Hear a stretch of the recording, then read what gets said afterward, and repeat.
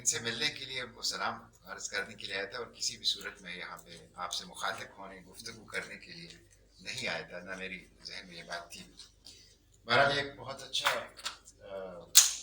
آپ کا ایک 2 دن کا یہ سیمینار ہو رہا ہے، workshop international human right system and its uses for the safety of journalist in Pakistan.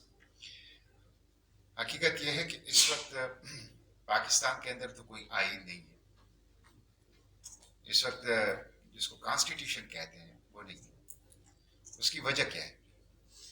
اس کی وجہ یہ ہے کہ کانسٹیٹیوشن کے آرٹیکل 2 to 4 کے تحت دستور کے دفعہ 224 ہے، کیئر ٹیکر گورنمنٹس کی میکسیمم مدت ہے 90 دن، اور پاکستان میں کوئی بھی کیئر ٹیکر گورنمنٹ اس وقت ایسی نہیں ہے جن کی عمر 90 دن سے زیادہ نہیں.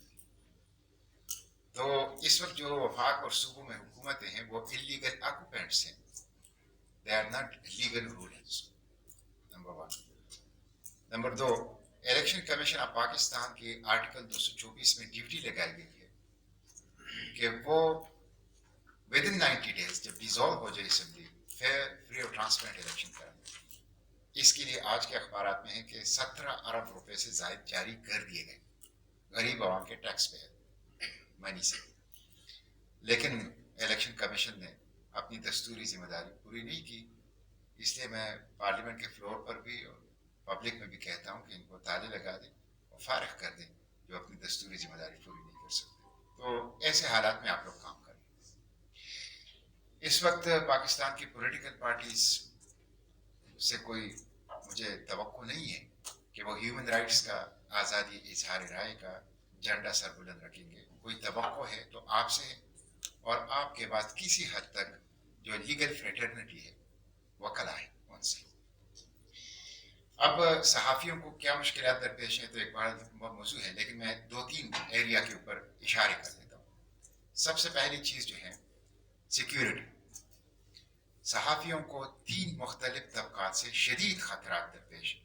Number 1 state actors, number 2 non state actors, number 3 mafias. اب اسٹیٹ ایکٹرز وہ ہیں کہ جو اسٹیٹ کے اندر بیٹھ کر اسٹیٹ کی طاقت کو استعمال کر کے اپنے من پسند خبروں کو جاری کرتے ہیں اور اپنے ناپسند خبروں کو روکتے ہیں. وہ سب سے زیادہ بڑا تھریٹ ہے اس وقت ہمارے صحافیوں کے لیے، اور وہ بیچارے ان کے پریشر ہیں. نان اسٹیٹ ایکٹرز پاکستان میں جس طرح گزشتہ 40 سال سے ہماری افغان بارڈر ڈسٹرب ہے، اس کی وجہ سے بڑی تعداد میں یہاں ایک نان اسٹیٹ ایکٹرز ہے، اور وہ نان اسٹیٹ ایکٹرز مسلسل دھمکاتے ہیں اور تھریٹ کرتے ہیں صحافیوں. اور تیسرا مافیا. مافیا ریئل اسٹیٹ میں بھی ہے، اور مافیا اسٹیٹ جو پبلک انسٹیٹیوشنس ہیں اس میں بھی ہے. مثلا کل آپ لوگوں نے نیپرا کی خبر سنی ہے کہ وہ پاکستان کے 100% کنزیومر کے ساتھ گڑبڑ کر رہے ہیں بیلوں میں، 100% کنزیومر کے ساتھ. اب ان ظلم کو جب آپ عوام کے سامنے لاتے ہیں تو یہ ایک بہت مشکل کام ہے. تو یہ state actors, non state actors اور مافیاز جو سوسائٹی میں، ان تینوں کی طرف سے شدید تھریٹ میں ہیں صحافی. ایک تو ہے. دوسرا پھر ان کی جو جاب سیکیورٹی ہے وہ نہیں ہے،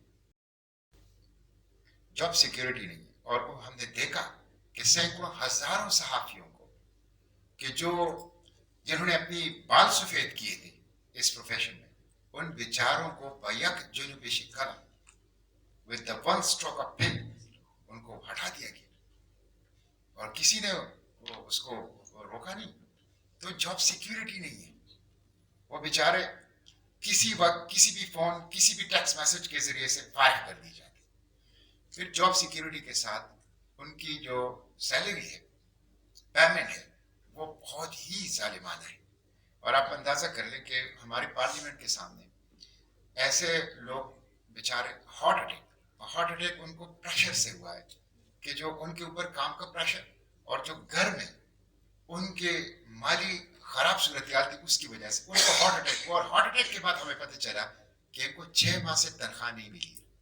6 माह से آپ اندازہ کر لیں. اچھا پھر آپ ورکنگ آورز ان کی دیکھ لیں, 8 گھنٹے نہیں, 12 گھنٹے نہیں, 24 آورس.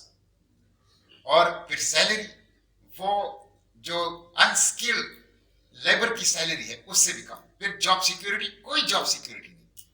دوسری طرف مالکان کی تجوریاں آپ دیکھیں وہ بھری ہوئی ہیں اور وہ بڑھتی جا رہی ہیں. لیکن جن کی وجہ سے یہ تجوریاں بڑھ رہی ہیں اور بڑھتی جا رہی ہیں, ان کے بچے فاقہ کر رہے ہیں, ان کو کوئی جاب سیکیورٹی نہیں ہے, ان کی زندگی کو کوئی. آپ دیکھیں پاکستان ان ممالک میں ہے جہاں سب سے زیادہ صحافی تھریٹ میں. میں تو اکثر یہ کہتا ہوں کہ پاکستان کا کیپٹل اسلام آباد صحافیوں کے لیے گوانٹانامو بے ہے. یہاں بہت مشکل ہے. ایون کیپٹل کے اندر, کوئی دور دراز نہیں, کیپٹل کے اندر صحافت کا پیشہ ایمانداری کے ساتھ کرنا, آپ کو ہر قسم کے تھریٹس. اور شمالی علاقہ جات کی سیر و سیاحت تو بالکل عام ہے کہ آپ کو کسی وقت بھی شمالی علاقہ جات کی سیر و سیاحت پر بھیجا جا سکتا ہے. تو یہ ساری چیزیں بہت مشکل کام ہے جو آپ کر رہے ہیں.